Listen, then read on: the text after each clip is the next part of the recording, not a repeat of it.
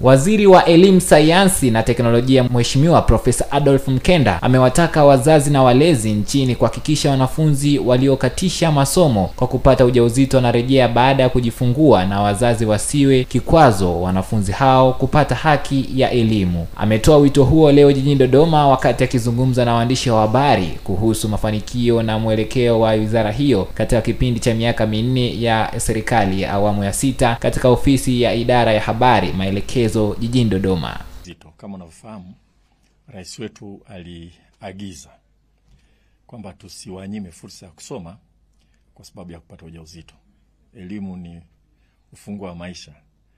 Hasa mwanafunzi kwa chochote kilichotokea akapata mtoto kaanzisha maisha afu na mnyima maisha, na kwa sio vizuri. Sasa takwimu kamili ya sasa hivi siwezi kuzisema. 10,300 10,300.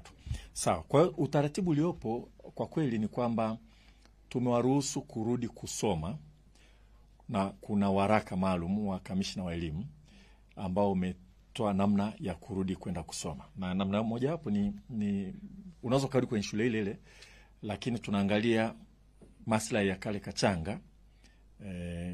Kamenyonya kwanza, kamefika mahali fulani, unarudi alafu unaendelea kusoma.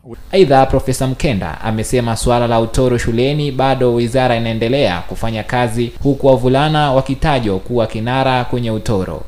Ingia darasa la kwanza ni wangapi? Kwa hapo tutajua ni asilimia ngapi wameingia darasa la kwanza ambao hawaingii shuleni. Na wakiingia shuleni tutakuwa tuna trace continuously kila mwaka wanaendeleaje shuleni. Kama wana drop point ipi, na shule gani na changamoto zaidi, na mkoa gani na changamoto zaidi. Sasa hivi Geita kwa kweli ndio dropout ni kubwa sana. Kwa hiyo tuna mikakati mbalimbali ya kupambana hiyo, na ukweli ni kwamba watoto wa kiume ndio wanaacha shule zaidi, si wa kike. Anwar Shabani.